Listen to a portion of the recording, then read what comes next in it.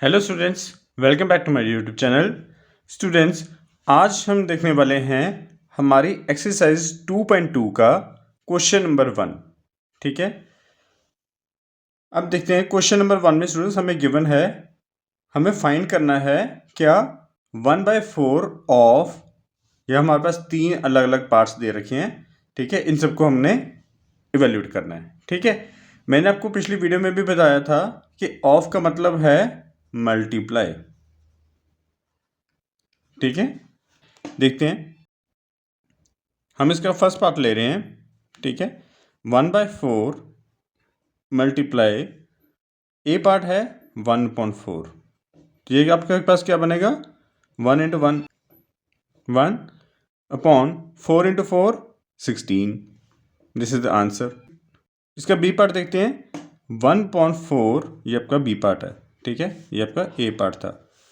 1/4 into 3/5। ठीक है, 1 into 3 is 3, 4 into 5 is 20, तो दिस इज द आंसर।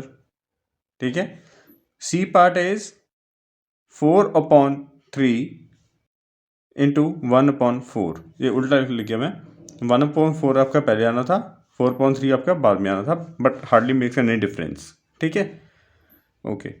अब ये क्या बनेगा, 1 इंटू 4 इज 4/3 इंटू 4 इज 12।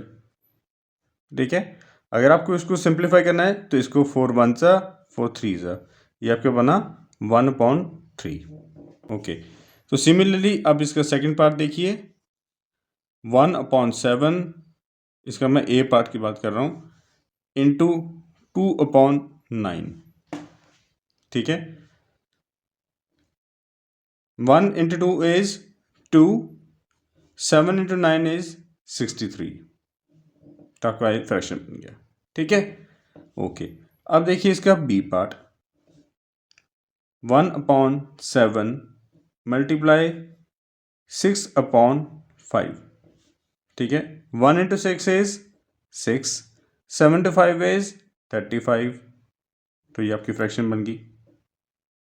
ठीक है, अब इसका आप सी पार्ट देखिए, सी पार्ट है 1/7 इंटू 3/10, तो ये क्या बना, 1 into 3 is equal to 3, 7 into 10 is 70, तो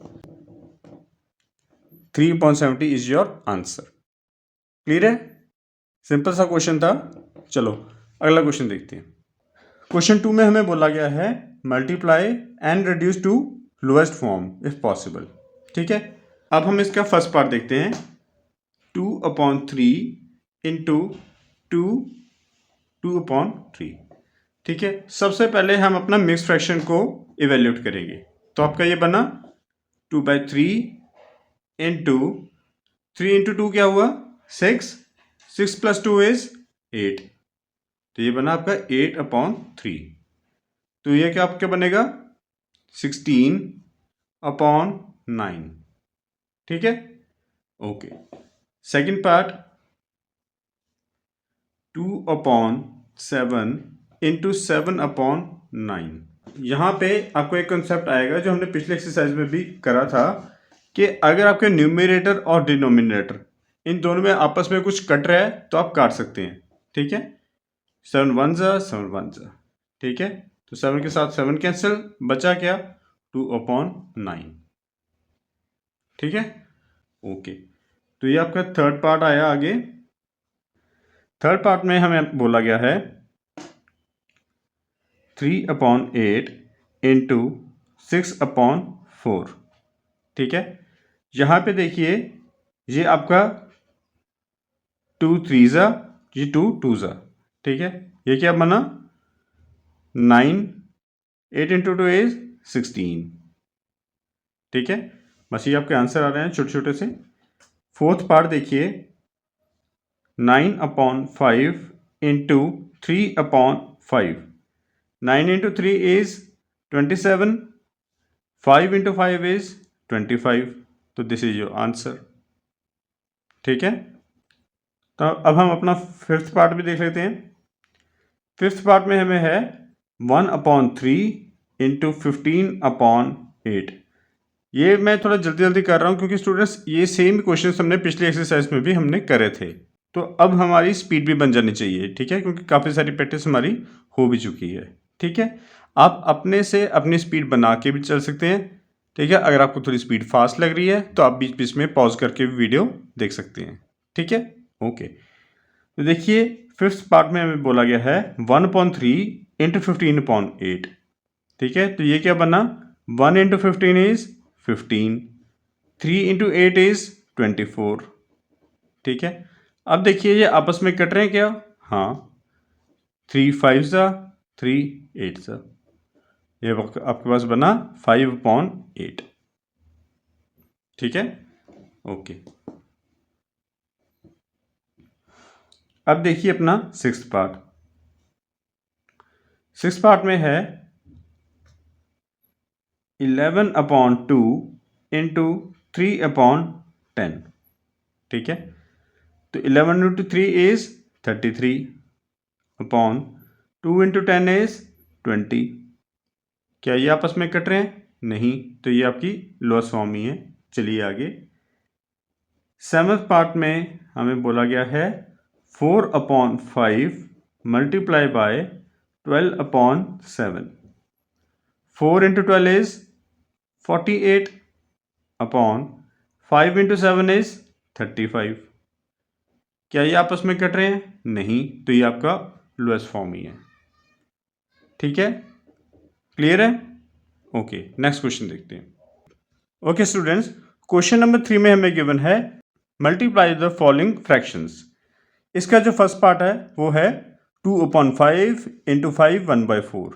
ठीक है, तो ये आपका क्या बनेगा, 2/5 एज इट इज मल्टीप्लाई, इसे पहले वैल्यूट करेंगे, 4 इंटू 5 इज 20 प्लस 1 21/4।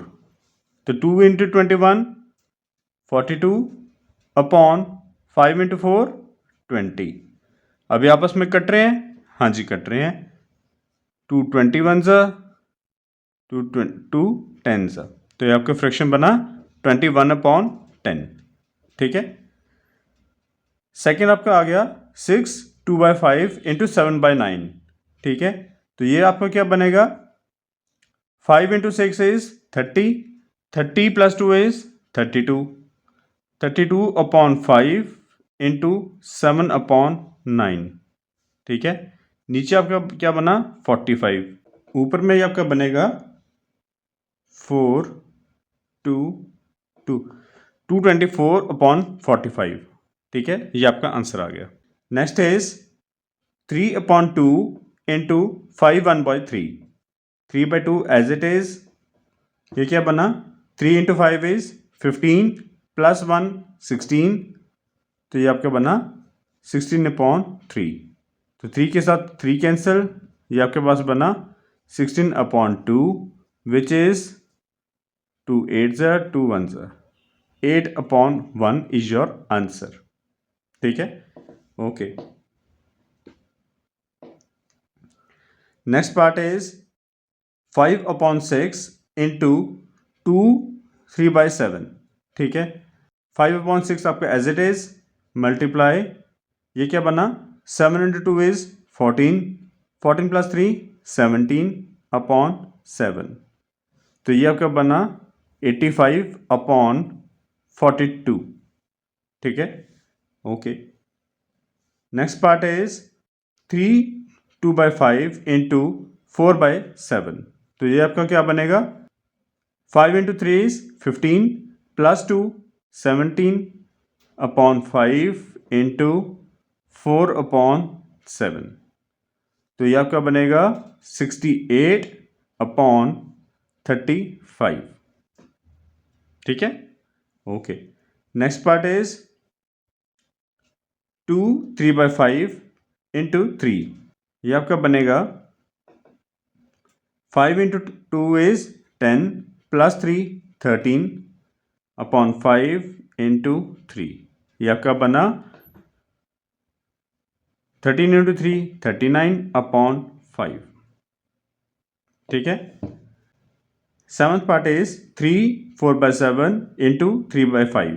तो ये आपका क्या बनेगा, 7 into 3 is 21 plus 4 25 upon 7 into 3/5। ये आपका बना 75/35। क्लियर है? ओके ओके स्टूडेंट्स, अब हमसे उसने क्वेश्चन नंबर 4 में पूछा है विच इज ग्रेटर। ठीक है, हमें दो टर्म्स दे दी गई हैं, हमें बताना है कि क्या ये वाला बड़ा है या ये वाला बड़ा है। ठीक है, तो हम इसे इवेल्यूएट करके देखेंगे, फिर देखेंगे इनमें से बड़ा कौन सा है। ठीक है, ओके। तो मैं फर्स्ट पार्ट की बात कर रहा हूँ।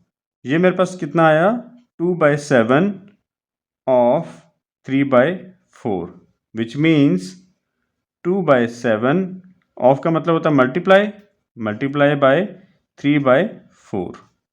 तो ये क्या बना मेरे पास, 6/28। ठीक है, ये क्या गया 3 जा, ये क्या गया 14, ये बना 3/14। ये राइट वाली टर्म देख सकते हैं, ये क्या बनेगा 3/5 ऑफ 5/8। ये मेरे पास बनेगा 3/5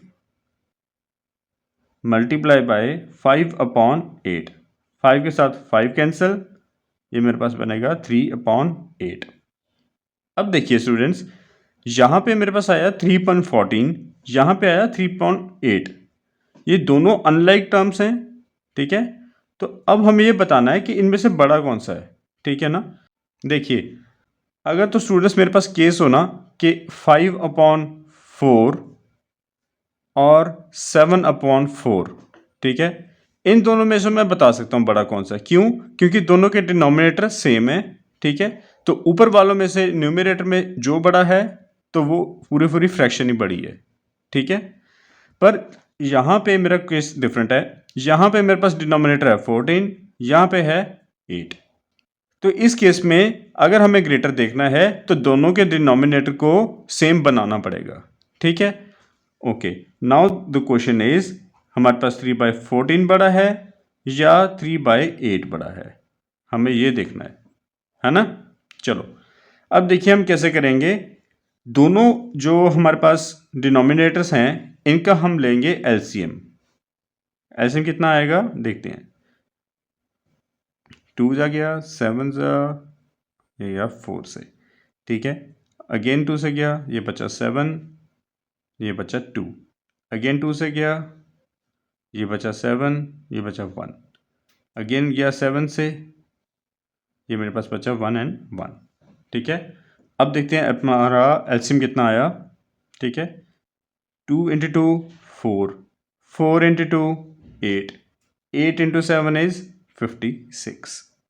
तो हमारे पास एलसीएम हमारा आया 56। ठीक है, ओके। अब हम क्या करेंगे, 3/14 है जो, इसका डिनोमिनेटर मुझे 56 बनाना है। ठीक है, 56 बनाना है। तो मैं कैसे बनाऊंगा, इसे कितने से मल्टीप्लाई कर दूं 14 को कि मेरा आंसर है जो 56 आ जाए, 4 से। ठीक है, अगर नीचे 4 से करूंगा मल्टीप्लाई तो ऊपर भी हमारा 4 से मल्टीप्लाई होगा। ठीक है, ओके। तो ये कितना बनेगा, 3 इंटू 4 इज 12। सिमिलरली अगर मेरे पास 3/8 है, ठीक है, उसका डिनोमिनेटर मुझे बनाना है 56। तो मैं इसे कितने से मल्टीप्लाई करूं 8 को कि मेरा आंसर 56 आए, 7 से। तो अगर मैं नीचे 7 से मल्टीप्लाई कर रहा हूं तो मेरा ऊपर भी 7 से मल्टीप्लाई होगा। तो ये क्या बनेगा, 3 इंटू 7 इज 21। ठीक है, अब देखिए दोनों के जो डिनोमिनेटर हैं वो सेम हो गए हैं, ये दोनों लाइक फ्रैक्शंस बन चुकी हैं। तो अब मैं इन दोनों में से बता सकता हूं कि मेरा दोनों में से बड़ा फ्रैक्शन कौन सा है, ये वाला। ठीक है, तो हम बोल सकते हैं कि ये वाला 3/8 किस में आया था, इसमें। ठीक है, तो हम बोलेंगे 3/5 ऑफ 5/8 इज ग्रेटर।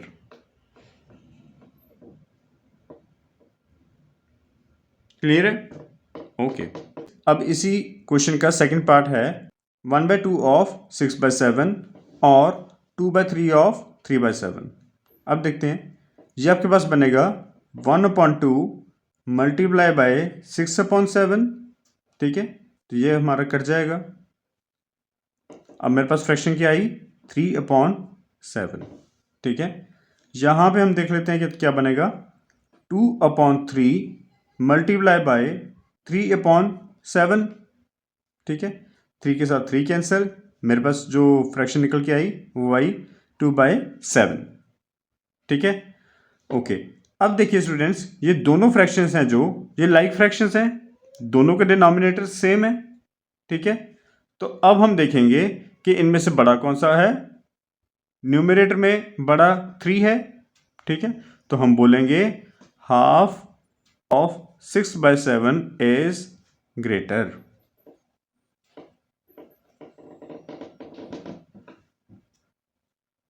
क्लियर है?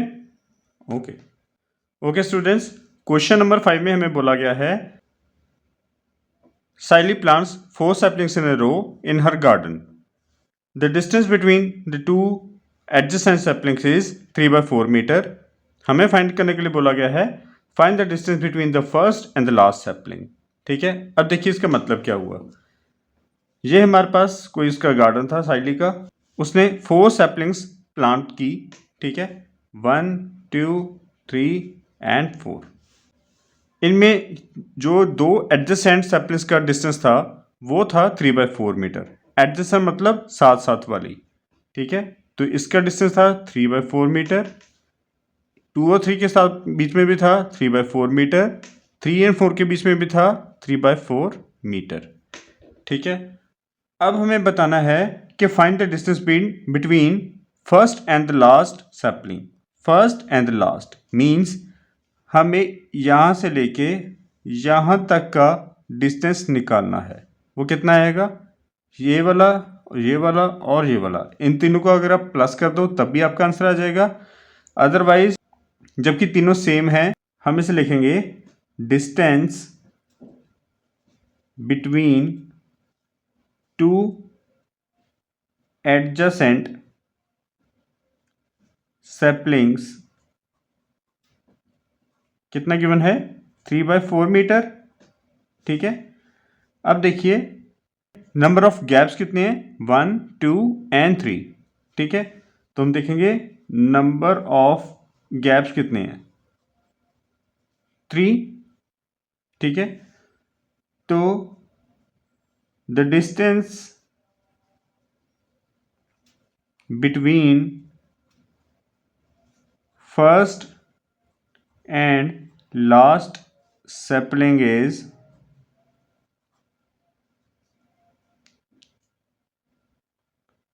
equal to 3 into 3/4, ठीक है, तो ये आपका कितना आएगा 9/4 मीटर। अगर आप इसे सिंप्लीफाई करेंगे तो आपका आएगा 2 into 1/4 मीटर, ठीक है, तो आपका ये आंसर आ जाएगा, ठीक है। अदरवाइज अगर सिंपली अगर आप इसे प्लस भी कर देते 3/4 प्लस 3/4 प्लस 3/4, ठीक है, तब भी आपका कितना आता, डिनोमिनेटर आता 4, ठीक है, न्यूमरेटर आता 3 + 3 + 3, तो ये भी आपका 9/4 ही बनता, ठीक है। ओके, चाहे तो आप इसे प्लस वाली फॉर्म में कर लो, ठीक है, चाहे आप इसे मल्टीप्लाई वाली फॉर्म में कर लो, आंसर आपका सेम ही आएगा। क्लियर है? तो ये आपका क्वेश्चन था। नेक्स्ट क्वेश्चन देखते हैं। ओके स्टूडेंट्स, क्वेश्चन नंबर 6 देखते हैं। Lipika reads a book for 13/4 hours every day. She reads the entire book in 6 days. How many hours in all were required by her to read the book? ऐसे देखने में थोड़ा typical सा question लगता है, पर मैं आपको इसको सिंप्लीफाई करता हूँ। देखिए, अगर मैं आपको बोलूँ कि आप 2 टॉफीज़ हर रोज़ खा रहे हो, ठीक है, 10 टॉफीज़ कितने दिन में खा लोगे, 5 डेज में, ठीक है, सेम क्वेश्चन है। देखिए, हर रोज़ वो 13/4 आवर्स बुक पढ़ रही है, ठीक है, उसे 6 डेज लगे, ठीक है, 6 डेज में कितने आवर्स उसने रीड करा, ये आपका क्वेश्चन है, ठीक है। अब देखिए, अब हम इसे लिखेंगे टाइम टेकन बाय, क्या नाम है, Lipika, Lipika, time taken by Lipika to read in 1 day, 1 day में वो कितना पढ़ रही है, 1 इंटू 3/4, ये 13/4 नहीं है, सॉरी, 1 इंटू 3/4 है, ठीक है, ओके। तो time taken by Lipika to read the book in 6 days, वो कितना होगा, 1 इंटू 3/4 इंटू 6, ठीक है। ये कितना आएगा आपका, इसे हम सिंप्लीफाई करते हैं, 4 इंटू 1 4 प्लस 3 7, 7/4 इंटू 6, ठीक है। तो ये आपका बनेगा 42/4, ये आपस में आपका कटेगा, 2 2 ज़ा 2 21 ज़ा, तो आपका आंसर आएगा 21/2, और अगर आप इसे सिंप्लीफाई करेंगे आपका आंसर आएगा 10 इंटू 1/2, ठीक है। तो ये आपका आंसर आएगा, ये आर्स हैं, ठीक है, ओके। मैं एक बार रिपीट कर देता हूँ, देखिए, एक दिन में लिपिका 1 इंटू 3/4 आवर्स पढ़ रही है, ठीक है, तो उसने 6 डेज में बुक कंप्लीट करी, तो कितने आवर्स उसे लगे होंगे, 1 इंटू 3/4 मल्टीप्लाई बाय 6, ठीक है। तो वही तो हमने करा, उसे सिंप्लीफाई करा, तो हमारा आंसर आया 10 इंटू 1.2 आवर्स, ठीक है, clear, okay. Okay students, question number 7 है, a car runs 16 kilometre using 1 litre of petrol, ठीक है, how much distance will it cover using 2 into 3/4 litre of petrol. Okay, question का मतलब है 1 लीटर पेट्रोल में आपकी कार 16 किलोमीटर चल रही है, 2 इंटू 3/4 लीटर में कितना चलेगी, ठीक है। हम देखेंगे distance travelled by car in 1 litre is equal to 16 kilometre, ये हमें गिवन था। अब देखेंगे distance travelled by car in 2 into 3/4 litre, वो होगा 16 इंटू 2 3/4, ठीक है। हम इसे सिंप्लीफाई करेंगे, क्या बनेगा, 16 as it is into 4 into 2 is 8, 8 plus 3 is 11, 11/4, ठीक है। 4 के साथ आपका 16 गया 4 से, तो ये आपका बना 4 इंटू 11 इज 44, तो ये आपका 44 किलोमीटर चलेगी, ठीक है। This is your answer. Okay students, अब हम अपना क्वेश्चन नंबर 8 देखने वाले हैं, ठीक है। हमें बोला गया है 2/3 इंटू बॉक्स इक्वल्स टू 10/30, ठीक है। मतलब क्या हुआ, फर्स्ट पार्ट की मैं बात कर रहा हूँ, 2/3 इंटू, ये हमारे पास एक बॉक्स तो दे रखा है, हमें आंसर चाहिए 10/30, ठीक है। हमें बोला गया है कि यहाँ पे हम कौन सा नंबर मल्टीप्लाई करें कि जो हमारा रिजल्ट 10/30 आ जाए, ठीक है।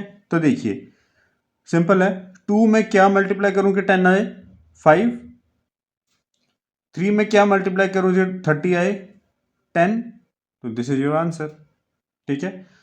इसका जो इसका ए पार्ट था, इसी का बी पार्ट है। अब हमें इसी को सिंप्लीफाई फॉर्म में लिखना है, ठीक है।